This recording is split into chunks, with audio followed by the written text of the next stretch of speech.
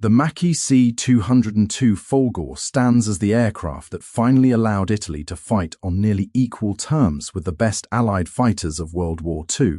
Before its arrival, Italian pilots often relied on outdated designs that demanded bravery more than technology. The Folgore changed that narrative. The story of the C.202 begins with a simple but powerful decision to pair Italian aerodynamic expertise with a world-class engine. Engineers adapted the German Daimler-Benz DB601 inline engine, produced under license in Italy as the Alfa Romeo Ra. 1000. This engine transformed the aircraft. Unlike earlier radial-powered Italian fighters, the Folgore had a slim nose, reduced drag, and a clean profile that maximized speed and climb performance. In the air, the C.202 was elegant and deadly. Its handling was superb, with light controls and excellent maneuverability at medium altitudes. Pilots praised its balance and responsiveness, often stating that it could outturn many Allied fighters when flown correctly. The Folgore excelled as an interceptor, capable of climbing rapidly to meet incoming bombers and escorting Italian formations over hostile territory. However, the Folgore was not perfect. Its armament was relatively light, typically two 12.7mm Breda Ba.65 machine guns mounted in the nose, with some later variants adding wing-mounted guns. Against heavily armored Allied bombers, this limited firepower forced pilots to rely on precision and close-range attacks. Italian pilots often compensated with skill, discipline, and coordinated tactics. The C.202 saw extensive service over Malta, North Africa, and the Italian mainland. Over Malta, Folgore pilots engaged British Spitfires in intense swirling dogfights that proved Italy could still contest the skies. In North Africa, the aircraft operated under brutal desert conditions, where maintenance crews struggled with dust, heat, and supply shortages. Despite these challenges, the Folgore earned respect from both sides. Allied pilots frequently underestimated it, only to discover its agility and speed in combat.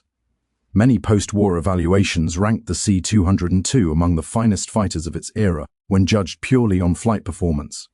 Ultimately, the Folgore's greatest limitation was not design but production. Italy's industrial capacity could not match that of its enemies, and too few aircraft were built to change the course of the air war. Still, the Macchi C.202 remains a symbol of Italian engineering at its peak, proof that, with the right tools, Italian pilots could stand shoulder to shoulder with the best in the world. The Fiat G.55 Centauro is often described as the finest Italian fighter of World War II and one of the best Axis fighters of the entire conflict. Arriving late in the war, it represented the ultimate evolution of Italian piston engine fighter design. The Centauro was built around the powerful Daimler-Benz DB605 engine, giving it excellent speed, climb rate, and high-altitude performance. Unlike earlier designs, the G.55 combined power with stability. It was heavier than the Folgore, but far more heavily armed and better suited to intercepting bombers. Armament was one of the Centauro's greatest strengths. It carried a centerline 20mm cannon, firing through the propeller hub, supported by additional wing-mounted cannons and machine guns. This firepower finally gave Italian pilots the punch they needed against Allied heavy bombers and rugged fighters. In combat trials, the G.55 impressed even German evaluators. Luftwaffe test pilots compared it favorably to the Bf 109 and FW 190, praising its handling at high altitude and its stable gun platform. Some German officers reportedly believed the G.55 had greater long-term potential than their own fighters. Operationally, the Centauro entered service during Italy's most chaotic period. Shortages of fuel, trained pilots, and spare parts limited its deployment. Those aircraft that did reach frontline units primarily defended northern Italy against American bomber formations. In these desperate interception missions, the G.55 proved capable of challenging P-51 Mustangs and escorting B-17 formations. No small feat in 1944. Pilots valued the Centauro's survivability. Its strong airframe could absorb damage, and its control stability allowed accurate deflection shooting. While it lacked the raw roll rate of some Allied fighters, it compensated with balance and firepower. The tragedy of the G.55 is timing. Had it appeared 2 years earlier and been produced in large numbers, Italy's air defense story might have been very different. Instead, it became a legend, built on limited numbers and missed opportunities. Today, the Fiat G.55 stands as the pinnacle of Italian World War II fighter development, a machine that arrived just as the war and Italy's industrial base were collapsing. The Savoia-Marchetti SM.79 Sparviero was one of the most distinctive aircraft of World War II and one of the most successful torpedo bombers ever built. With its unmistakable three-engine layout and humped fuselage, the SM.79 became a symbol of Italian naval air power.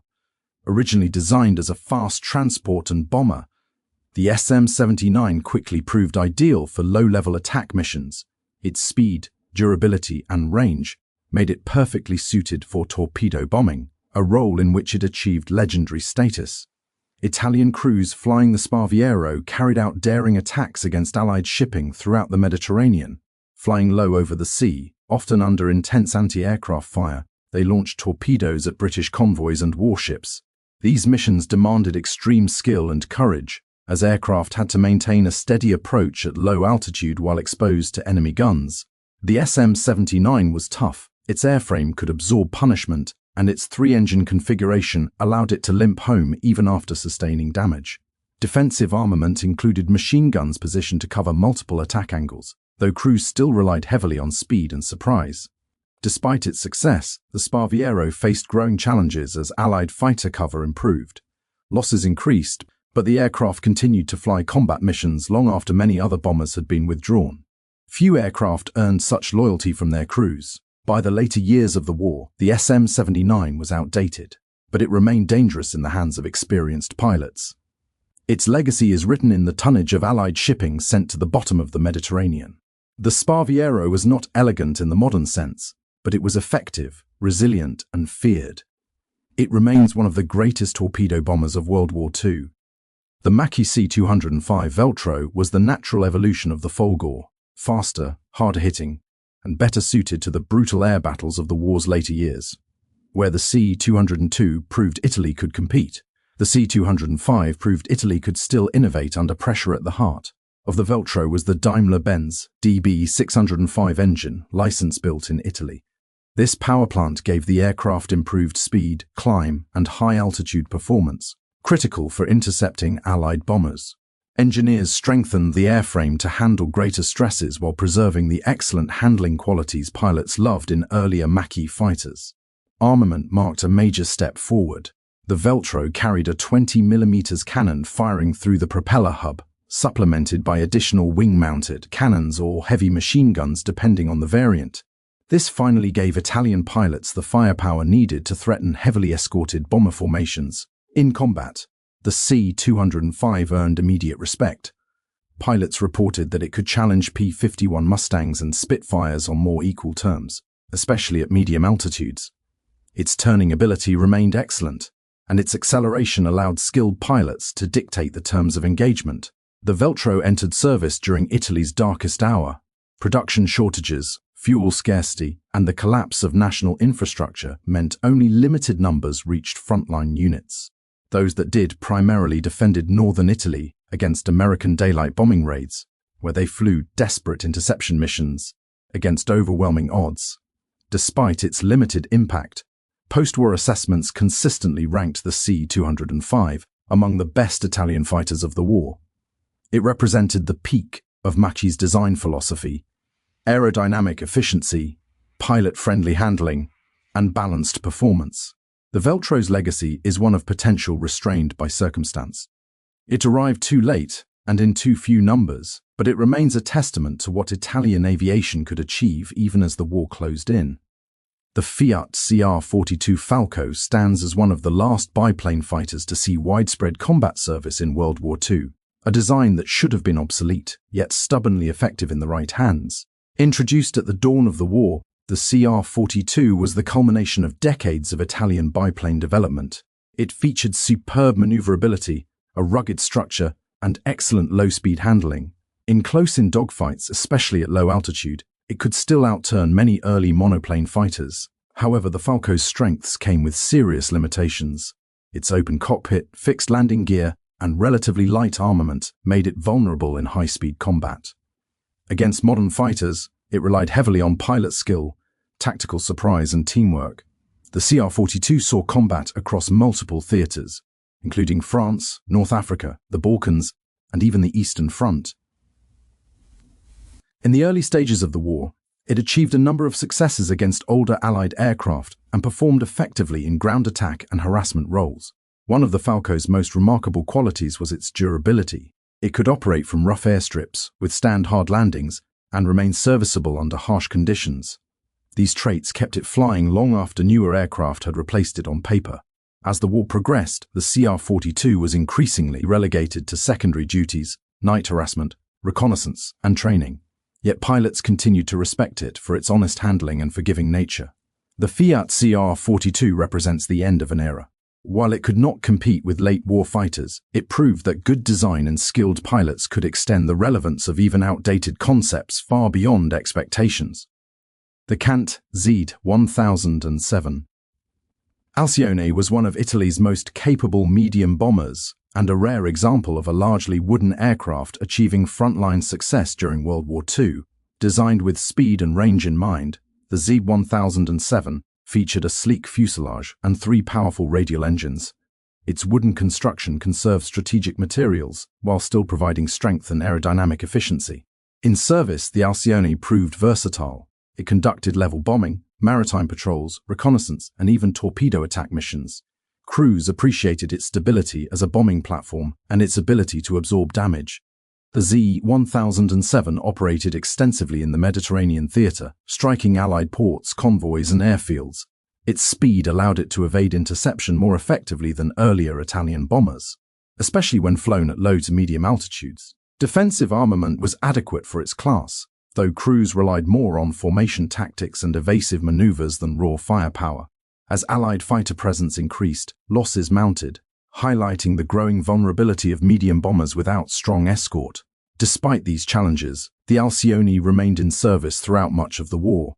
Its adaptability and reliability made it one of the Regia Aeronautica's most valuable bomber types. The Cant Z.1007's legacy is one of practicality. It was not revolutionary, but it was effective, flexible, and dependable, qualities that mattered greatly in a resource-strained air force. The Reggiane Re 2001. Falco 2 was one of Italy's most versatile fighters of the war. Designed as a refinement of earlier Reggiane aircraft, it balanced maneuverability, stability, and adaptability in a way that made it valuable across many missions. Powered by the license-built Daimler-Benz DB601 engine, the RE 2001 shared similarities with the Macchi C.202, yet retained its own character. It was slightly slower, but pilots often praised its handling and robustness. The aircraft proved especially effective at low to medium altitudes, where most Mediterranean air combat took place. One of the Falco 2's greatest strengths was flexibility. It served as a day fighter, bomber escort, ground attack aircraft, and even a naval strike fighter. Some variants were adapted to carry bombs or torpedoes, allowing it to attack ships and coastal targets. Armament remained modest compared to late war standards, usually consisting of machine guns with limited cannon options. This forced pilots to rely on accuracy rather than volume of fire.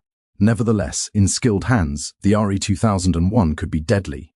The aircraft saw combat over Malta, North Africa, and the Italian mainland. During operations against Malta, RE 2001 pilots often faced intense opposition from Spitfires, yet managed to score successes through disciplined tactics and coordinated attacks. While never produced in overwhelming numbers, the Falco 2 earned a reputation as a dependable workhorse. It lacked the fame of the Folgore or the power of the Centauro, but it filled gaps wherever the Regia Aeronautica needed it most. The RE 2001 represents the practical side of Italian wartime aviation, adaptable, resilient, and capable even when resources were scarce. The Reggiane Re 2002 Ariete was Italy's answer to the growing need for a dedicated ground attack aircraft. Unlike high-performance interceptors, the Ariete was built to survive low-altitude combat against heavily defended targets. Powered by a radial engine, the RE 2002 sacrificed top speed for durability and reliability. Its sturdy airframe and wide landing gear allowed it to operate from rough forward airfields close to the front lines. The Ariete excelled in close support roles. It attacked enemy columns, vehicles, airfields, and supply lines, often flying through intense anti-aircraft fire. bomb racks and heavy machine guns gave it respectable strike capability. While its rugged construction improved pilot survival, combat experience proved the value of the design. Although vulnerable to modern fighters, the RE-2002 was difficult to destroy with ground fire alone. Pilots appreciated its stable handling during attack runs, which increased bombing accuracy. The aircraft served extensively during the later stages of the Mediterranean campaign and the defense of Italy. After the Italian armistice, some Arietes continued flying under different commands, highlighting the aircraft's usefulness regardless of political circumstance. The RE-2002 never achieved legendary status, but it performed one of the war's most dangerous jobs with reliability and courage. It embodied the unglamorous reality of air warfare, supporting troops on the ground under constant threat. The Savoia-Marchetti SM.81 Pipistrello was already outdated when World War II began. Yet it remained in widespread service due to necessity and versatility. Originally designed as a bomber and transport in the 1930s, the SM.81 featured a sturdy three-engine layout and excellent range. Though slow by wartime standards, it was reliable and easy to maintain. During the early stages of the war, the Pipistrello carried out bombing missions, transport flights, and troop deployments. As Allied defenses improved, it was increasingly reassigned to secondary roles such as logistics, training, and airborne operations. One of the aircraft's most important contributions was transport duty. It moved troops, supplies, and equipment across the Mediterranean and into North Africa, often flying long distances under challenging conditions. The SM.81's defensive armament and slow speed made it vulnerable, but crews valued its predictability and endurance. It could operate from primitive airfields and continue flying, even when newer aircraft were unavailable. Though rarely celebrated, the Pipistrello was a backbone aircraft, keeping Italy's air force functioning when more advanced machines were in short supply. The SM.81 reminds us that wars are not won by cutting-edge weapons alone, but by dependable machines that do the quiet, essential work day after day. The Breda Ba.65 was Italy's primary dedicated ground attack aircraft at the outbreak of World War II. Designed in the mid-1930s, it reflected pre-war thinking that emphasized direct support of ground forces through low-level attack missions. The Ba.65 featured a rugged airframe and fixed landing gear, prioritizing durability over speed. It could carry bombs and was armed with machine guns capable of strafing infantry vehicles and lightly defended positions. On paper, it appeared well suited to close air support. In combat, reality proved harsher. The aircraft was slow, heavy, and vulnerable to modern fighters. During early campaigns in North Africa and the Mediterranean, Ba.65 units suffered heavy losses when confronted by Allied air superiority. Despite its weaknesses, the Ba.65 performed valuable work in the early stages of the war.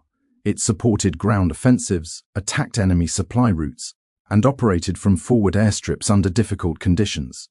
Crews often flew multiple missions per day, exposed to intense ground fire. As the war progressed and faster aircraft became available, the Ba.65 was gradually withdrawn from frontline service. Some continued flying in secondary roles, while others were retired entirely. The Breda Ba.65 stands as a reminder of how quickly aviation technology advanced during the war, and how designs that seemed modern in 1936 were outdated by 1940. The Caproni Ca.313 was part of a family of light bombers and reconnaissance aircraft intended to give Italy a modern, multi-role platform. While promising in concept, it struggled to meet expectations in wartime service. The Ca.313 featured a twin-engine layout and a relatively modern appearance. It was designed for reconnaissance, light bombing, and maritime patrol duties. In theory, this versatility would make it valuable across multiple theaters. Operational experience exposed serious shortcomings. The aircraft was underpowered, suffered from stability issues, and lacked adequate defensive armament. Crews found it difficult to fly in adverse conditions, and survivability was poor when faced with enemy fighters. As a result, the Ca.313 saw limited frontline use with Italian units. It was more widely employed by other Axis and Allied nations in secondary roles, including training and coastal patrol. Despite its flaws, the Ca.313 contributed to reconnaissance and transport tasks when few alternatives were available. It illustrates the challenges faced by Italian manufacturers attempting to produce advanced designs under severe industrial constraints. The CA-313's story is not one of success, but of necessity. An aircraft pressed into service because something was needed, even if it was imperfect. Caproni Ca.135 was one of Italy's more ambitious bomber designs, a twin-engine medium bomber intended to combine speed, range and payload in a single platform. From the outset, the Ca.135 suffered from development difficulties. Different engine configurations were tested, resulting in inconsistent performance across variants. Maintenance complexity and reliability issues plagued operational units. In combat, the Ca.135 was deployed in limited numbers. It conducted bombing missions and reconnaissance flights, but its mixed performance prevented widespread adoption. Crews reported handling challenges, especially during takeoff and landing. Despite these issues, the Ca.135 demonstrated flashes of potential. When properly maintained and flown within its limits, it could deliver respectable bomb loads over moderate distances. Ultimately, the aircraft's shortcomings outweighed its advantages. Production remained limited, and the Ca.135 never achieved the impact its designers had hoped for. The Caproni Ca.135 symbolizes Italy's wartime struggle to translate ambitious designs into reliable mass-produced aircraft, a challenge that affected much of the Regia Aeronautica's bomber force.